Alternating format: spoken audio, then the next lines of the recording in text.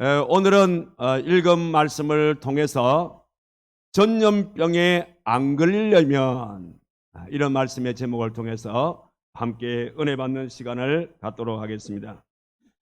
지금 이 땅에는 코로나19로서 3년 가까이 이렇게 전 세계가 고생을 하고 또 많은 사람들이 죽어가고 있는 이런 상황에 놓여 있습니다. 우리가 이런 현실을 바라보면서 이게 우연일까라는 생각을 할 수가 있습니다. 그러나 사실 이것은 우연이 아닌 것입니다. 이미 우리 예수님께서 하나님 말씀을 통해서 마태복음 24장의 말씀을 보게 되어지면 마지막 때가 되어지면 이런저런 일들이 일어날 것이다 라는 말씀을 쭉 나열하고 있는데, 그 말씀들을 우리가 보게 되어지면 그 속에는 난리와 난리가 일어나게 되어지고 이런저런 기근의 일들이 일어나고 천재지변이 일어나게 되어지는 이런 여러 가지 일들 가운데서 마지막 때가 되어지면 이런 일들이 일어난다는 것을 분명히 우리에게 말씀해 주고 계시는데, 지금 현실적으로 우리가 당면하고 있는 이런 모든 일들이 바로 그와 같은 하나님의 말씀에 성취되어 가고 있는 이런 일들이 아닐까라고 생각해 볼 수가 있습니다. 특별히 오늘 읽은 말씀 가운데 13절의 말씀에 보면 역시 마찬가지로 마지막 때가 되어질 때에 이런저런 일들이 일어날 것을 말씀하시는데, 오늘 본문의 말씀 속에는 크게 세 가지를 지적해 주고 있습니다. 마지막 때가 되어지면 어떤 일이 일어나나 먼저 자연의 문제가 발생을 한다는 겁니다. 자연에 어떤 문제가 발생을 되냐면 생태계가 파괴가 되어지고 또 대기가 오염이 되어지고 그러면서 지구촌에 온난화 현상이 일어나게 되어진다는 겁니다. 자, 여러분들, 지금 우리가 이 말씀을 놓고 그려볼 때에 지금 이 땅은 생태계가 많이 파괴되고 있습니다. 생태계가 파괴되니까 자연스럽게 대기는 오염될 수밖에 없는 것이고, 대기가 오염이 되니까 북극의 얼음이 녹을 수밖에 없다는 사실이, 그래서 전 세계는 온난화 현상으로서 폭력을 치르고 있다는 사실입니다. 그런가 하면은 이 땅에는 경제의 문제가 많이 발생을 하고 있다는 겁니다. 오늘 말씀에다 보니까 메뚜기가 토산을 먹을 것이다 라고 그렇게 말씀합니다. 여기에 메뚜기가 토산을 먹는다, 이 말씀은 경제적으로 굉장히 어려울 때가 오게 되어진다는 것입니다. 여러분, 지금 한번 보십시오. 지금 3년 가까이 코로나가 세계적으로 유행하다 보니까 세계 경제가 엉망입니다. 이런 가운데서 지금 러시아와 우크라이나가 전쟁을 하고 있습니다. 그 전쟁 때문에 안 그래도 어려운 경제가 더 심하게 어려움을 겪고 있는 것이 우리의 현실인 것을 우리는 잘 알 수가 있습니다. 이런 것들이 우연의 일치가 아니라 이미 오늘 성경 말씀 가운데서 여기 13절의 이 말씀에서 이 부분의 말씀이 언급이 되고 있다는 사실입니다. 그뿐 아닙니다. 마지막 때가 되어지면 질병의 문제가 발생을 할 것이다, 그렇게 말씀하는데, 그 질병은 하나의 전염병을 의미하는 겁니다.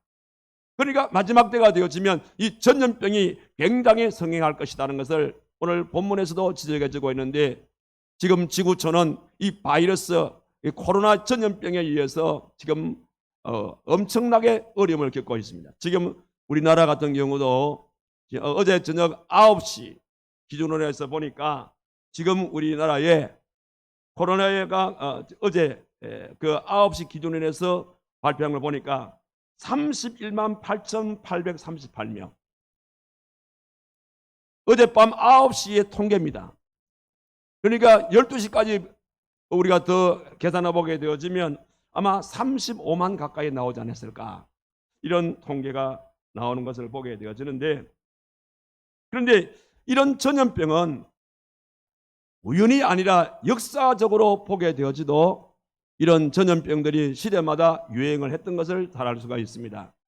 몇 가지 예를 들어본다면 1347년경에 약 3년 가까이 지구촌에 흑사병이라는 패스트라는 이 흑사병이 유행했던 것을 우리는 잘 알 수 있습니다.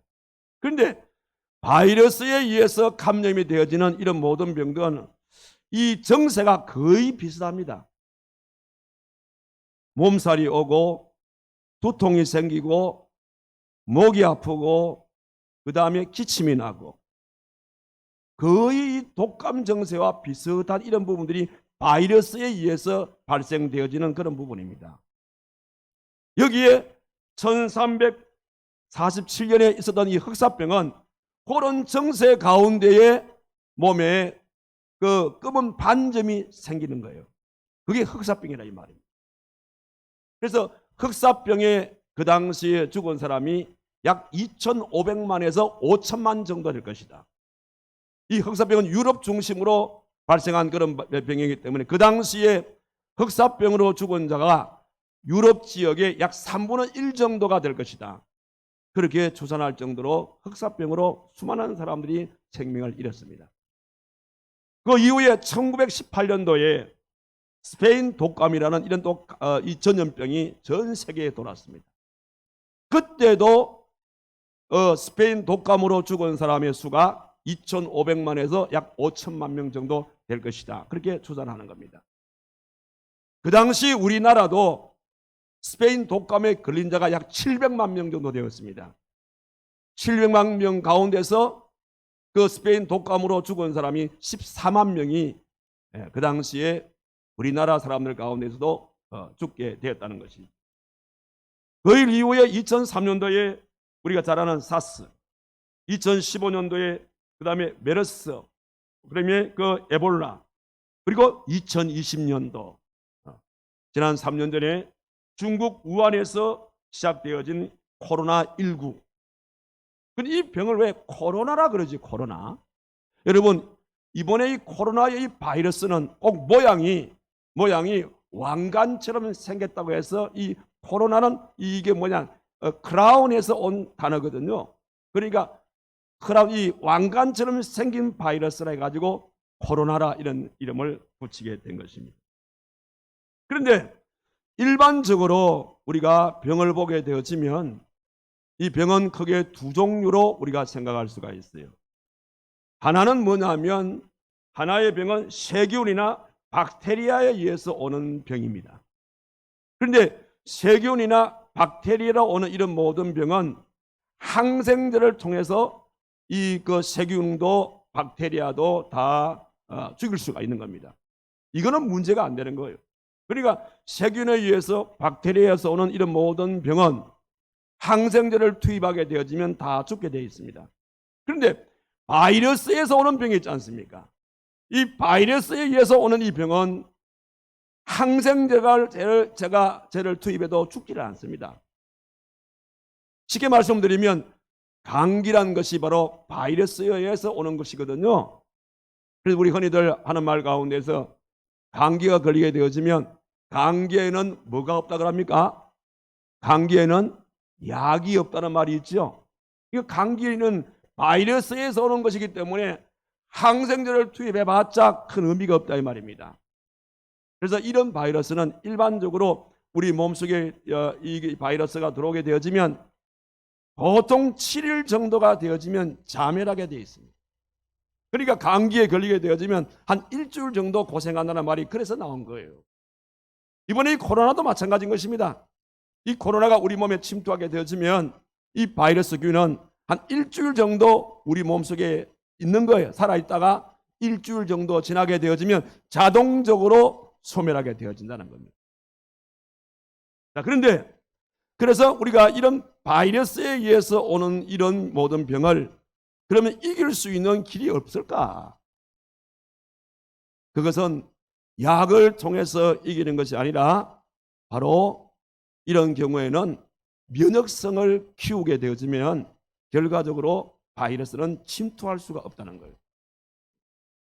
그러면 면역성을 높이는 그런 이런 방법은 없을까? 면역성을 높이는 방법 가운데 참고적으로 몇 가지 소개해드리면, 먼저 여러분들 감기는요, 이 바이러스에 의해서 오는 모든 병들은 사람이 피곤할 때에 이 바이러스는 우리 몸속에 빨리 침투해 들어오는 겁니다. 그러니까 사람이 바이러스에 의해서 오는 이런 병에 감염이 안 되려고 하면 피곤하지 않아야 됩니다. 그래서 여러분들이 수면을 좀 많이 취하라는 겁니다. 그래서 의사들의 말에 의하면 바이러스에 의해서 병명이 오지 않기 위해서는 최소한 하루에 7, 8시간을 자라는 겁니다. 그러다 그러면 밤 10시 전에 취침에 들어가라는 거예요. 그래서 7시간, 8시간 잠을 푹 자게 되어지면 몸이 피곤하지 않기 때문에 바이러스가 쉽게 침투할 수가 없다는 겁니다. 또 그 외에도 비타민 A가 많은 황록색 채소라든지 고구마를 좀 많이 드시라, 그렇게 얘기를 하고 있고, 그 다음에 비타민 C가 많은 귤이라든지 사과라든지 대추라든지 딸기라든지 레몬이라든지 오렌지라든지 이런 것을 먹게 되어지면 면역성이 생겨지는 것이고, 또 비타민 E가 많은 견과류라든지 콩나물 혹은 녹두나물이라든지 시금치라든지 양배추 이런 것을 드시게 되어지면 역시 이런 것들이 우리 몸의 면역성을 높여주는 그런 음식이란 거예요.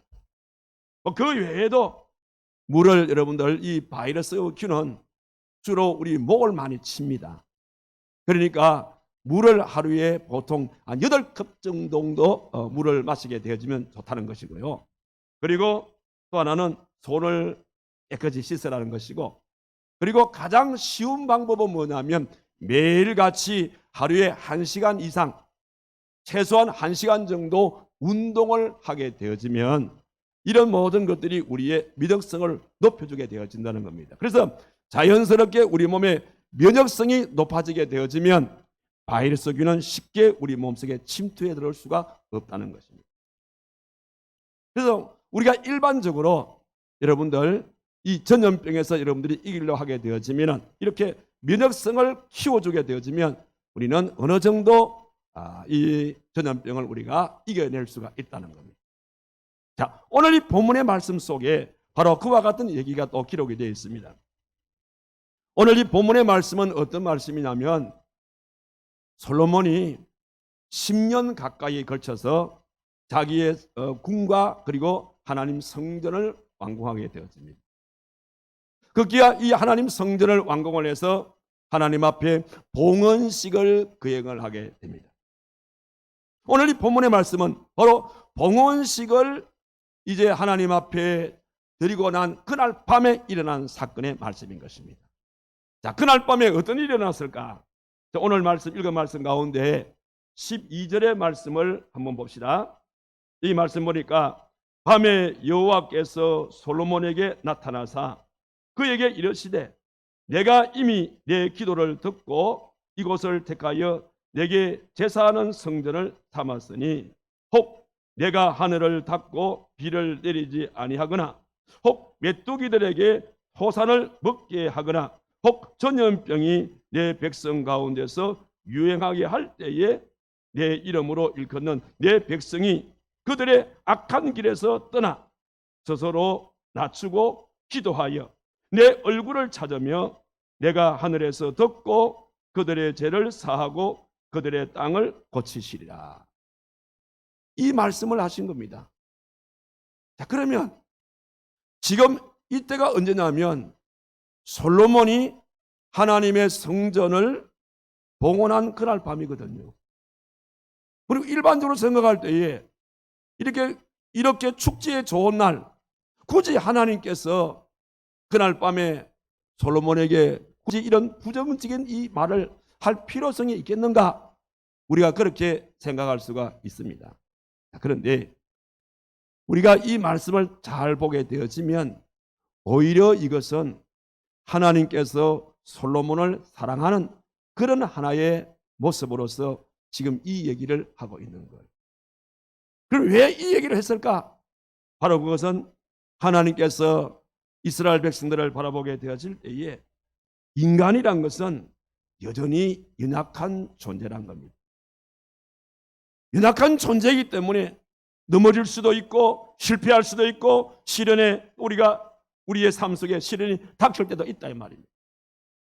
그럴 때에 사람이 넘어지게 되어지고 또 사람이 실패를 당하게 되어지고 이런저런 시련이 다가오게 되어질 때에, 그럴 때에 우리가 어떻게 거기에 그런 일을 대처해 나갈 것인가? 이런 부분들이 우리에게는 반드시 필요한 것이거든요. 그래서 하나님께서 이 솔로몬이 아름다운 성전을 봉헌식을 갖게 되어지는 그날 저녁에 바로 이런 지침서를 하나님께서 그들에게 주는 겁니다. 인간은 약하기 때문에 넘어질 수 있다는 거예요. 인간은 약하기 때문에 실패할 수 있다는 겁니다. 인간은 약하기 때문에 이런저런 시련을 만날 수 있다는 거예요. 그럴 때에 솔로몬아 어떻게 해야 될 것이냐? 그 지침서가 오늘 하나님께서 솔로몬에게 말씀하시는 이 말씀이 되겠습니다. 그래서 오늘 저와 여러분들 개인이든 가정이든 그리고 교회든 국가든지 간에 우리의 앞길에 크고 작은 시련이 다가오게 되어질 때에 여러분들은 당황하지 마시고 오늘 하나님께서 솔로몬을 통해서 우리에게 제시해주고 있는 이 귀한 이 방법을 우리가 잘 접목시키게 되어지면 어떤 시련 가운데서도 어떤 고난 가운데서도 어떤 실패 가운데서도 우리는 능히 이겨나갈 수가 있다는 사실입니다. 그런 연고로 오늘 이 귀한 말씀을 여러분 마음에 잘 새기시되 이 말씀을 단순히 지식적으로 여러분 듣고 끝나는 말씀이 되어서는 안 되겠습니다. 왜냐하면 우리의 삶 속에 얼마든지 넘어질 수 있는 일들이 일어나게 있기 때문입니다. 우리의 생활 속에 이런저런 실패 요인들이 생길 수 있기 때문입니다.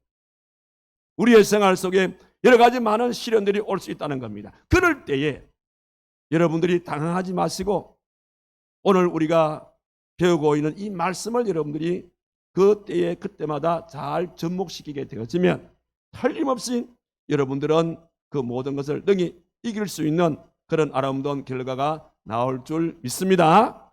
자, 그러면 오늘 하나님께서 이 솔로몬을 통해서 우리에게 주시는 이 지침서가 어떤 것이 있느냐? 오늘 말씀 보니까 전염병에 걸리지 않기 위해서는 어떻게 해야 될 것인가?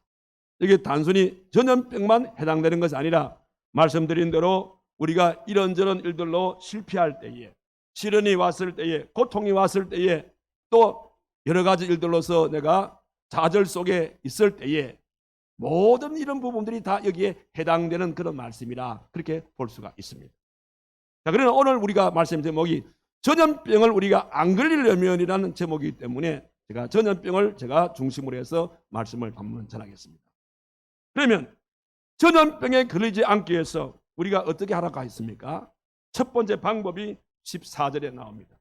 자, 이거 봅시다. 우리가 전염병에 안 걸리려면 내 이름으로 일컫는 내 백성이 그들의 악한 길에서 떠나란 겁니다. 우리의 생활 속에 이런저런 시련이 오게 되어지고 우리가 적어도 전염병에 안 걸리기를 원한다면 악한 길에서 떠나라, 그렇게 말씀을 하고 있는 겁니다. 이것은 국가적인 재앙이나 위기를 만났을 때에 반드시 행할 일이 뭐냐면 악행을 버리라, 이런 말씀입니다. 자, 그렇다면 지금 이스라엘 백성들의 악행은 어떤 것입니까? 이스라엘의 악행은 하나님을 거역하는 행위라든지 또 말씀에 불순종하는 행위라든지 그리고 우상 숭배하게 되어지고 그리고 교만하게 되어진 이런 행위들을 말하는 것입니다. 그러니까 결과적으로 우리가 전염병에 안 걸리기 원한다면 이런저런 시련 속에 우리가 그 모든 걸 이기려면 이런 악행들을 우리는 완전히 떠나라, 이렇게 말씀하는 겁니다. 여기 떠나라 이 말씀의 의미는 뭐냐면 회개하라, 이런 의미인 것입니다. 여러분, 회개가 뭡니까? 회개라는 것은 메타노예라는 뜻입니다. 이 메타노예라는 이 뜻이 뭐냐면 무엇으로부터 돌아서라, 이런 뜻인 겁니다. 쉽게 말씀을 드리면 동으로 가던 사람이 잘못된 것을 깨닫게 되어지면 계속적으로 동으로 가는 것이 아니라 돌이켜서 서로 가라, 이런 뜻인 것입니다.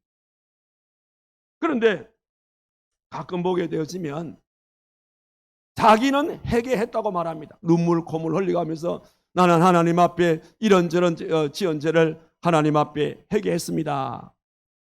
말은 그렇게 하면서 그의 행동은 계속적으로 동쪽으로 가고 있는 거예요. 말은 회개했다고 말하면서도 자기가 걷고 있는 그 동쪽 방향을 향해서 걸어가는 이런 행위는 결과적으로 회개가 아니라 이 말입니다. 그거 뭐냐? 바로 뉘우침이야, 뉘우침. 마치 가룟 유다가 예수님을 팔고 난 다음에 그가 뉘우치며 눈물로서 그렇게 뉘우치지 않습니까? 그 뉘우침으로 끝나버렸어요. 회개하지 못했던 겁니다. 그 결과가 뭐였습니까? 결국은 가룟 유다는 자살해버리는 겁니다. 이거는 회개가 아닌 것입니다. 회개란 것은 뭐냐? 돌아서는 겁니다. 돌이키는 겁니다. 동으로 가던 사람이 진정으로 잘못을 깨닫게 되어지고 회개했다면 동으로 가는 것이 아니라 리턴해서 서쪽으로 다시 오라 이 말입니다. 이걸 일컬어서 회개라 그러는 거예요. 그러니까 악의 길을 떠나라 이 말씀은 너의 가는 이 길을 하나님 앞에 말씀을 거역하고 말씀을 불순종하고 우상 앞에 절을 하는 이런 모든 행위에서 떠나라 이 말입니다. 돌이키라 이 말인 것입니다. 그러니까 회개 속에는 변화가 일어나야 된다는 것이고 회개 속에는 돌이키라는 것이고 회개 속에는 반드시 회개의 열매가 맺게 되어질 때에 이것이 가능하다 이런 말씀이 되겠습니다. 그러니까 우리가 전염병에 걸리지 않기 위해서는 바로 내 자신을 돌아보면서 혹이라도 내가 악한 길로 걷고 있는 내 모습이 발견되어지면 빨리 메타노이아 돌이키라 이 말인 것입니다. 다시 돌아서라 이 말씀입니다. 우리는 그와 같은 사실을 다윗의 생애를 통해서 잘 알 수가 있어요.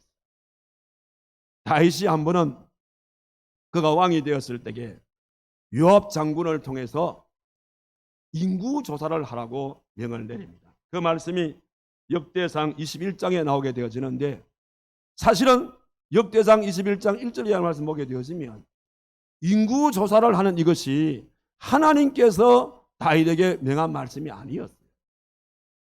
누가 이 다윗에게 이 명을 하냐면 사탄 마귀가 다윗에게 인구 조사를 할 것을 명하게 되었습니다. 그래서 이 다윗이 그 말을 듣고 요압 장군을 통해서 인구 조사를 하도록 만드는 겁니다. 그때 하나님은 원치를 안 했습니다. 왜 인구 조사하느냐 이거야. 왜 내 명을 거역하냐 이 말입니다. 그러나 다윗이 멈추지 아니할 때에 하나님께서는 선견자 갓을 다윗에게 보냅니다. 그리고는 다윗에게 뭐라고 하냐면 왜 하나님 말씀을 어기느냐. 이제 내가 너희에게 세 가지를 내가 제시할 테니까 이 세 가지 가운데서 한 가지를 선택해라. 이런 명을 내리는 거예요. 그 얘기가 어디 나오냐면 역대상 21장 12절 이하의 말씀 보게 되어지면 하나님께서 갓을 통해서 제시하는 세 가지가 나오는데 첫 번째는 뭐냐면 네가 3년 동안 그러니까 네가 3년 동안 기근을 당할래? 아니면 석 달 동안 적들로부터 쫓김을 당할래? 아니면 3일 동안 전염병으로 고생할래? 세 가지 가운데 한 가지를 선택하라는 거예요. 근데 다윗은 자기의 지난 날을 돌아볼 때에 기근을 통해서 고생도 많이 해봤어요. 또 적들로부터 사울 왕으로부터 쫓김을 당하면서 많이 힘들었던 것을 생각합니다. 그러니까 다윗은 그냥 간단하게 생각하기를 내가 이것도 해봤고 저것도 해봤는데 그런데 전염병은 3일이니까 뭐 3일 잘 버티면 안 되겠나 이렇게 생각하고 다윗은 그럼 제가 3일 전염병을 택하겠습니다. 그렇게 해가지고 전염병을 택한 이후에 3일 동안 전염병으로 죽은 자가 얼마냐? 7만 명이 죽었어요. 7만 명이 전염병으로 역대상 21장 14절의 말씀 보니까 7만 명이 죽었더라. 그때 이 다윗이 깜짝 놀랐습니다. 이대로 가다가는 큰일 나겠구나. 그래서 하나님 앞에 회개하게 되어지면서 그러면서 오르난 타작마당을 삽니다. 왜 다윗이 오르난 타작마당을 사게 되냐면 그곳이 과거에 아브라함이 이삭을 제물로 바친 그곳이었습니다. 9일에 이곳이 예수님께서 십자가를 지시기 전에 매를 맞고 당했던 그 고난의 장소가 이곳이었습니다. 그 오르난 타작마당을 이제 사가지고 거기에다가 제단을 쌓습니다.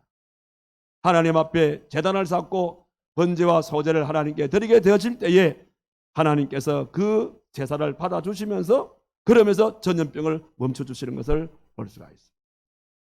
바로 이것입니다. 우리가 전염병에 걸리지 않기를 원하고 이런저런 시련을 만났을 때에 그것을 우리가 헤쳐나올 수 있는 유일한 길이 뭐냐면 바로 악의 길을 떠나는 겁니다. 악의 길을 떠나지 아니하고 미련을 가지고 계속해서 거기에 멈춰 있게 되어지고 계속해서 그 악의 길을 행하게 되어지면 끊임없이 어려움들은 그의 삶 속에 사라지지를 아니한다 이 말이에요. 자, 그렇다면 지금 지구촌은 이 코로나로 말미암아 홍역을 치르고 있는데 자, 이런 가운데서 자, 외부인들은 우리가 막 그냥 제쳐두고 우리 믿음의 성도들이 하나님 앞에서 이 전염병에 걸리지 않기 위해서 어떻게 해야 될 것인가? 가장 최소한 기본적으로 모든 성도는 성도라면 세 가지를 우리가 하나님 앞에 회개해야 됩니다.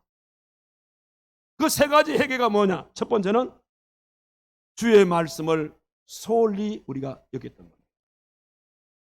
오늘날 많은 성도들이 하나님 말씀대로 살지를 않습니다. 말씀을 우리가 배우지만은 말씀대로 살지 아니하고 환경 따라서 사는 경우들이 너무너무 많아요. 하나님은 이거 해결하라는 겁니다. 그 다음에 또 한 가지는 뭐냐면 주일날을 소홀히 한 것을 회개하라는 것입니다. 언제부터인가 우리 성도들이 주일 성수를 잘 안 합니다. 이런저런 핑계를 댑니다. 요즘같이 이 코로나 시대 같은 경우는 코로나 때문에 나는 그런 말 하고 싶어요. 코로나 때문에 교회를 쉬었던 분들 가운데서 지금 코로나에 확진 안 된 분들 있습니까? 코로나가 걱정이 돼가지고 교회를 그동안 쉬었던 분들 내가 쭉 한번 나름대로 전화를 해보니까 다 걸렸어요. 다 걸렸어요. 그건 뭘 말하냐면 주일날 교회 가기 때문에 코로나 걸린 게 아니에요. 정부가 너무 우리 교회에 대해서 탄압적인 차원에서 그 얘기를 이 매스컴을 통해서 계속 강조하다 보니까 나도 모르게 물들어가 버린 겁니다. 여러분, 주일 성수를 하기 때문에 코로나 걸린 게 아닌 거예요. 오히려 주일 성수를 안 하니까 코로나 걸린 겁니다. 오늘 이 방송을 듣고 계신 여러분들 명심하십시오. 지금도 깨달으셔야 됩니다.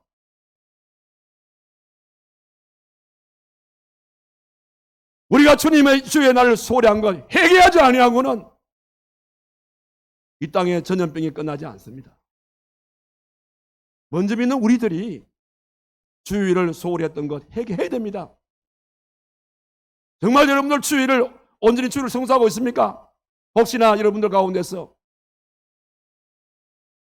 나의 모든 시간들을 먼저 사용해버리고 나머지 요 남은 찌꺼기를 우리가 생각하면서 주일 성수를 하고 있는 성도가 있다면 이거 회개해야 된단 말입니다. 잘못되었다고 뉘우침으로 끝나지 마시고 돌이키시라 이 말이야. 당장 오늘 밤부터라도 정말 이 코로나가 끝나기 원하고 내가 코로나 걸리지 않기를 원한다면 우리가 돌이켜서 그 부분을 하나님 앞에 회개해야 됩니다. 그것이 코로나가 멈춰지는 시간이요. 그것이 내가 코로나에 안 걸리는 하나의 방법이라 이 말이에요. 그리고 또 하나는 뭘 회개해야 되냐? 주님의 일을 소홀히 한 것. 여러분, 주님의 일을 소홀히 한 것 회개해야 됩니다. 여러분, 교회의 직분이라는 것은 감투가 아닙니다. 섬기는 겁니다. 장로로서, 권사로서, 집사로서, 교사로서, 찬양대원으로서, 그 다음에 사랑방 순장으로서 감투가 아닌 거예요. 여러분들 얼마나 하나님 앞에 내게 주신 귀한 이 직분 소홀히 하지 아니하고 잘 감당했습니까? 만약에 내게 주어진 그 일을 소홀히 했다면 이거 회개해야 돼요. 그래서 이 땅에 코로나가 끝나는 시간이 언제냐?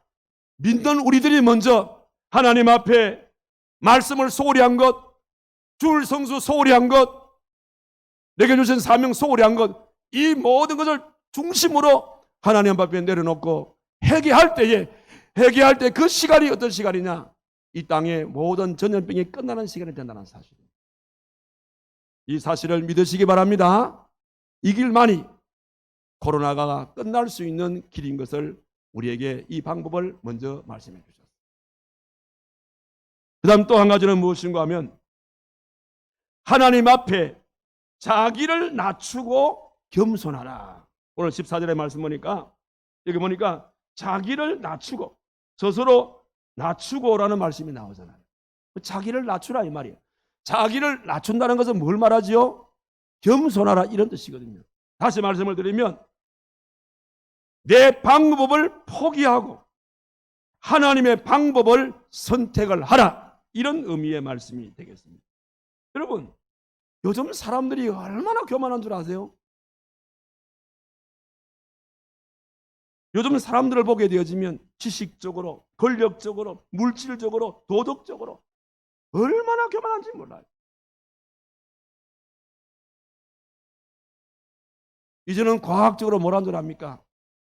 하나님의 창조의 원리에 도전합니다. 어떻게? 유전자를 복제를 해가지고 인간들도 복제 인간을 만들 수 있다는 겁니다. 지금 이 과학의 힘이란 것이 알고 보면 하나님의 창조 원리의 도전인 것입니다.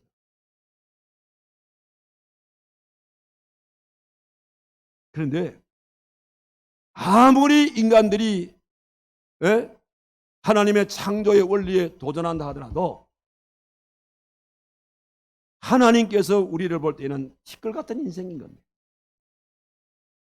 우리가 아무리 큰 소리 쳤어도 하나님이 우리 생명을 안 지켜주면 안 되는 거예요. 지금 이 순간이라도 하나님께서 우리 생명을 불러가시면 도리가 없는 겁니다. 여러분 우리 인간이 얼마나 나약한지 여러분들 얼마 전에 강원도 산불이 났잖아요. 속수무책인 거야.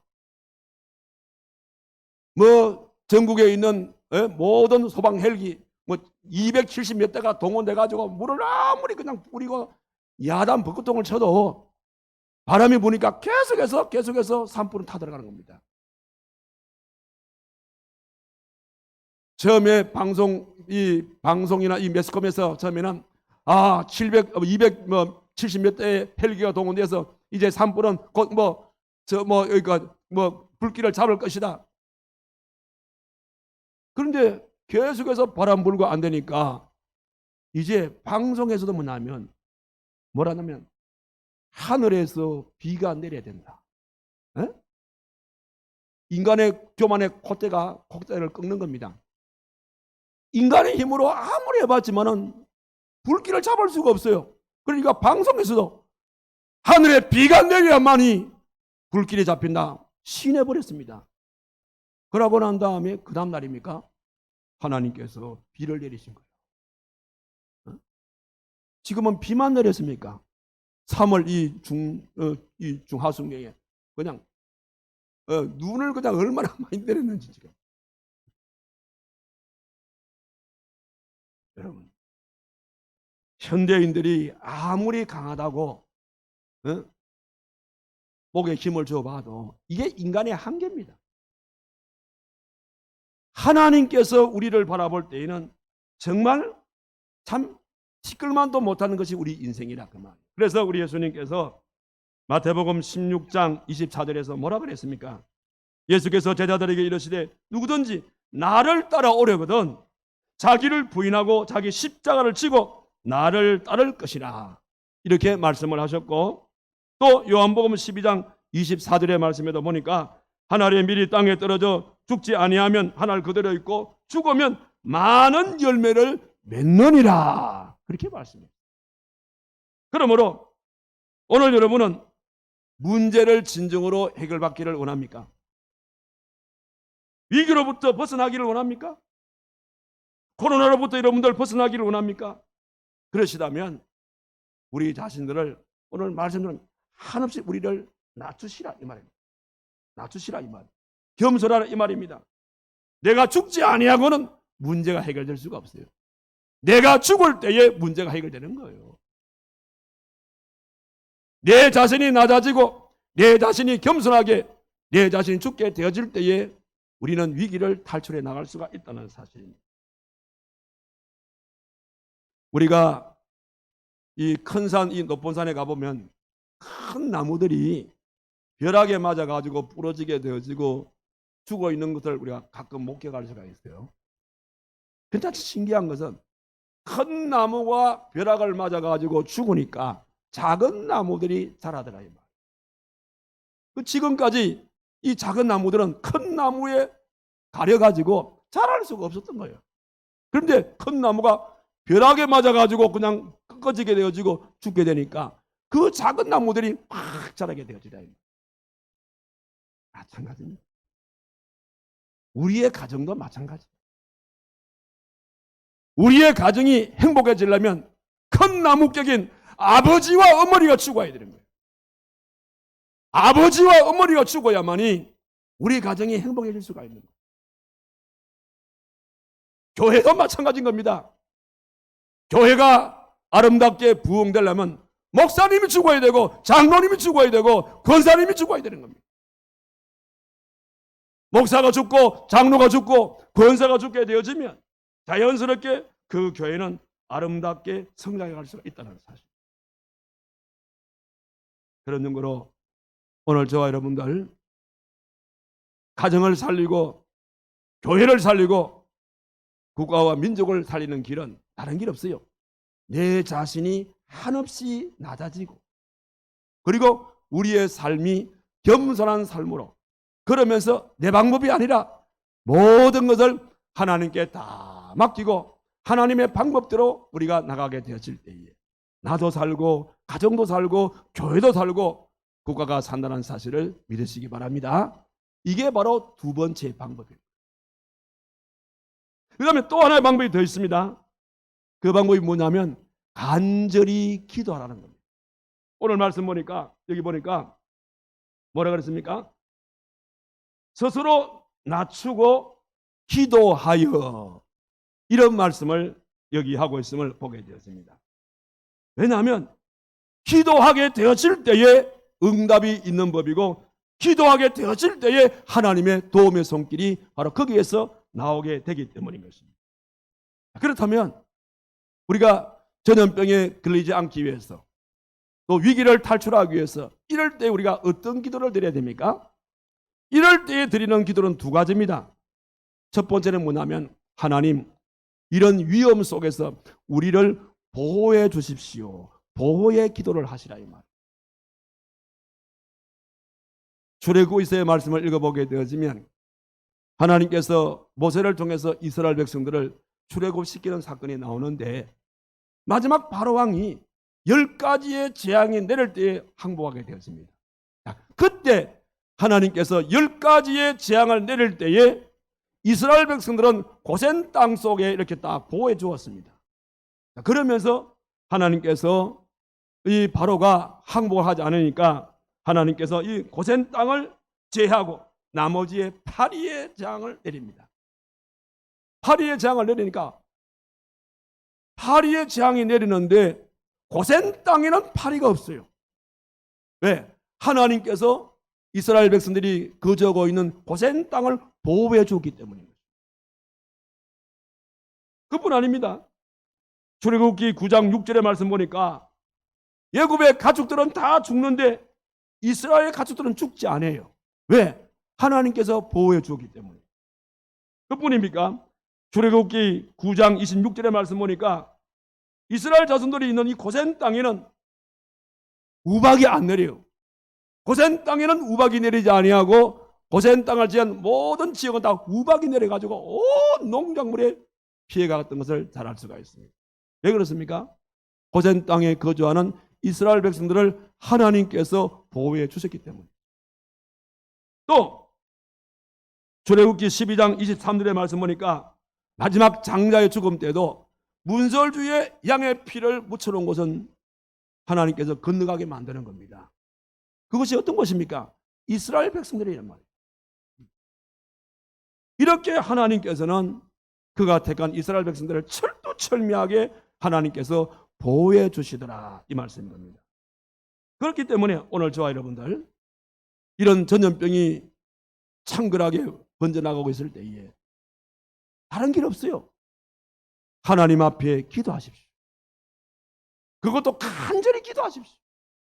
어떻게? 하나님이여, 우리 가정을 이런 코로나로부터 보호해 주십시오. 우리 교회를 보호해 주십시오. 김해 땅을 보호해 주십시오. 대한민국을 보호해 주십시오. 세계를 보호해 주십시오. 이렇게 하나님 앞에 보호의 기도를 간절히 드리게 되어질 때에 이스라엘 백성들을 그 애굽 땅에서 보호해 주셨던 것처럼 우리들을 이 전염병에서 분명히 보호해 줄 줄로 믿습니다. 뿐만 아니라 우리는 하나님 앞에 보호의 기도뿐만 아니라 또 하나는 치료의 기도를 드려야 될 줄로 믿습니다.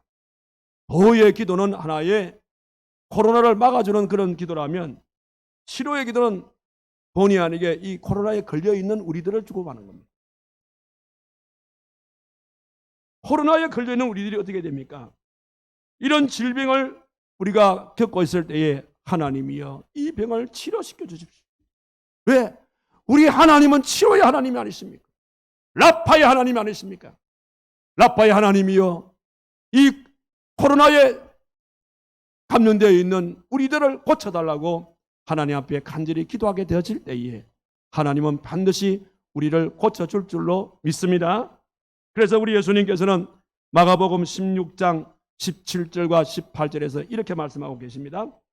믿는 자에게는 이런 표적이 따르리니 곧 그들이 내 이름으로 귀신을 쫓아내며 새 방언을 말하며 뱀을 집어 올리며 무슨 독을 마실지라도 해를 받지 아니하며 병든 사람에게 손을 얹은 적 나으리라, 그렇게 말했어요. 여러분, 아무리 코로나가 창궐하다 하더라도 하나님께서 코로나로부터 우리를 보호해 주시고 하나님께서 코로나로부터 우리를 치료 주시게 되어지면 우리의 생활 속에는 능치 못할 일이 없는 줄 믿습니다. 이것이 또 하나의 방법인 것입니다. 그래서 우리가 전염병에 걸리지 않기를 원한다면 하나님께서 제시해 주시는 말씀 그대로 간절히 기도하라, 그 말.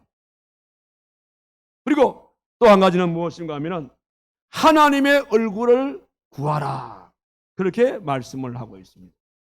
여기 14절의 말씀 보니까 마지막 부분 보시면 내 얼굴을 찾으면 내가 하늘에서 듣고 그들의 죄를 사하고 그들의 땅을 고칠지라, 이렇게 말했죠. 하나님의 얼굴을 구하라 그랬어요. 왜 우리가 하나님의 얼굴을 구해야 됩니까? 바로 그것은 인간의 얼굴은요 자주 변합니다. 인간의 얼굴은요 계절 따라 변할 수가 있고 나이 따라 변할 수가 있고 기후 따라 변할 수가 있고 감정 따라 변할 수가 있고 분위기 따라 변할 수가 있는 것이 우리 인간의 얼굴입니다. 이렇게 시시때대로 변하게 되어지는 그 우리 인간을 의지해서는 안 된다는 거죠. 그럼 누구를 의지하려냐? 영원히 변하지 아니하는 하나님의 얼굴을 의지하라, 이 말. 왜? 하나님의 얼굴은 변하지 않습니다. 우리 하나님께서 우리를 바라보는 그 얼굴, 하나님께서 우리를 사랑하는 그 얼굴, 하나님께서 지금도 우리에게 말씀하시는 그 얼굴, 말씀의 얼굴이나 사랑의 얼굴이나 우리를 바라보는 그 얼굴이 변하지 않습니다. 그래서 우리가 하나님의 얼굴을 바라보게 되어질 때에 이 코로나를 우리는 능히 이길 수 있다는 겁니다. 그런데 오늘날 우리 주변을 돌아보게 되었으면 하나님의 얼굴을 의지하기보다는요 하나님의 손을 의지하는 분들이 더 많아요.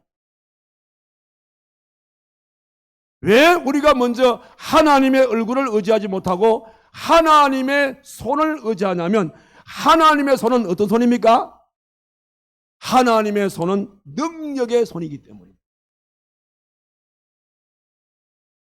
그러니까 오늘 저와 여러분들이 이런저런 인생의 어려움을 만나게 되어지면 당장 하나님의 능력의 손길을 통해서 치료받기를 원하게 되어지고 무언가를 이루어 나가기를 원하기 때문에 우리는 하나님의 얼굴을 보기보다는 하나님의 손을 더 의지하면서 그 손에 하나님의 능력을 우리가 더 바라는 것이 우리 인간의 마음인 겁니다. 그런데 우리 하나님의 가르침은 하나님의 손을 먼저 구하기보다 하나님의 얼굴을 먼저 바라보라 했습니다. 어디 그런 말씀이 나옵니까? 시편 73편 23절 내가 항상 주와 함께하니, 여기에 함께하니 이 말씀은 하나님의 얼굴을 구하라 이런 뜻입니다.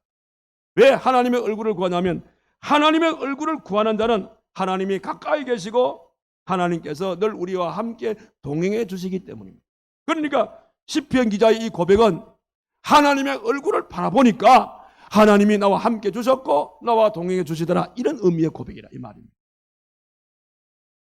이런 고백은 시편 73편 28절을 보니까 하나님께서 내게 함이 복이라. 하나님이 내게 함이 복이라. 왜? 내가 하나님의 얼굴을 바라보니까 하나님이 내게 해주시고 내게 동행해 주시니 그게 바로 복이라 이 말입니다. 그런가 하면 시편 91편 14절의 말씀에는 내가 그를 건지리라는 이 말씀 역시 마찬가지로 하나님의 얼굴을 의미하는 겁니다. 그러니까 하나님의 얼굴을 구하게 되어지면 하나님의 능력의 손길은 자동적으로 내게 따라오게 되어진다는 거예요. 이게 순수한 겁니다. 그래서 지금은 고인이 되었습니다마는 이어령 박사의 칼럼 중에 그런 얘기가 나와요. 배고픈 것을 풀어주는 것이 경제, 기고픈 것을 풀어주는 것은 음악, 눈 고픈 것을 풀어주는 것은 미술, 마음 고픈 것을 정치나 경제가 풀어줄 수 있어야 한다. 그러나 인간은 영적 존재인데 누가 무엇으로 영혼 고픈 것을 해결할 수가 있는가? 영혼의 고품을 채울 수 있는 것은 주의 얼굴을 바라보고 주님을 사모하고 주님께 기도하게 되어질 때에 영혼 고품을 해결할 수가 있다. 아주 그렇게 의미 있는 그런 말씀을 하셨습니다. 그렇습니다. 오늘 저와 여러분들이 이 코로나 이 전염병에 우리가 걸리지 아니하고 어떤 여러 가지 시련이 다가오게 될 때에 이럴 때에 우리가 살 수 있는 길은 뭐냐면 하나님을 바라보라. 하나님의 얼굴을 바라보게 되었을 때에 하나님의 얼굴을 바라보는 자는 하나님께서 뭐라 그랬습니까? 개인도 가정도 교회도 국가도 하나님께서는 부흥시켜 줄 것이다. 그렇게 말씀하시고 결과적으로 이런 네 가지의 삶을 살게 되는 자는 하나님께서는 세 가지의 복을 주시겠다고 약속했어요. 그 첫 번째는 뭡니까? 너가 내게 구하는 모든 것을 하나님은 들어주실 것이다. 두 번째는 네가 어떤 죄라도 하나님 앞에 진정으로 구하게 되어지면 내가 그 모든 죄를 해결해 주실 것이다. 그렇게 말씀을 했어요. 철학자 아우구스티누스라는 사람은 그런 말씀을 했습니다. 하나님께서 하지 못하는 것 세 가지가 있다. 첫째는 무엇이냐? 하나님은 죽지 아니한다. 둘째는 회개하지 못한 자를 구원하지 아니한다. 셋째는 회개하는 죄인을 벌하지 아니한다. 이 세 가지가 하나님께서 하지 못하는 것이라고 그렇게 말했습니다. 그렇습니다. 하나님께서는 회개하는 자의 모든 죄를 다 용서해 주신다고 말씀하셨고 그리고 나아가서는 하나님께서는 바로 이런 자의 모든 것을 고쳐준다 했습니다. 땅도 고쳐주고 우리의 육체의 병도 고쳐주고 우리의 모든 삶을 하나님이 다 고쳐서 그래서 우리의 인생을 새롭게 리모델링 해주시겠다는 그런 말씀입니다.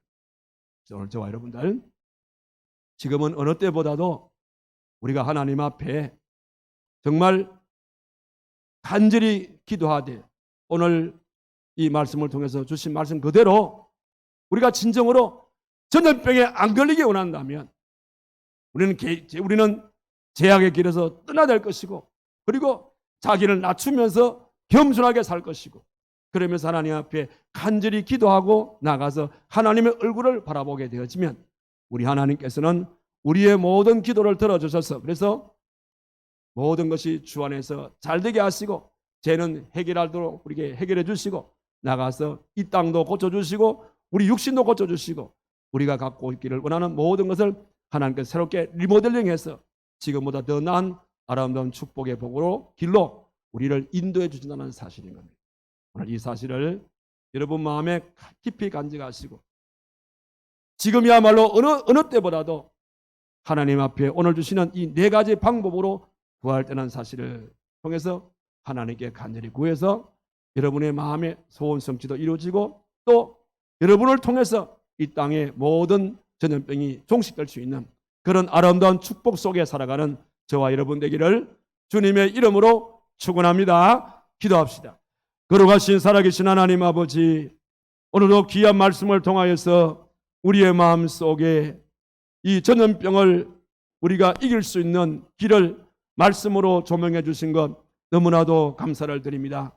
우리가 전염병에 안 걸리기 위해서는 무엇보다도 악의 길을 떠나라고 말씀을 하셨고, 자기를 낮추며 겸손하게 그러면서 하나님께 간절히 기도하고 하나님의 얼굴을 바라보게 되어질 때에 하나님은 우리에게 모든 것 다 들어주시고 우리의 모든 죄 해결해 주시고, 나가서 이 땅도 고쳐주시고 우리의 육신의 건강도 고쳐주실 것을 말씀해 주셨습니다. 오늘 이 말씀을 우리의 삶의 지침으로 삼고 이 땅을 살게 되어질 때에 하나님께 영광이 되어지고 우리의 생활 속에 한없는 하나님의 축복의 그늘 속에 살아갈 수 있는 모든 성도들의 아름다운 삶이 되도록 하나님께서 거기에 축복하여 주시옵소서. 예수님의 이름으로 기도하옵나이다. 아멘.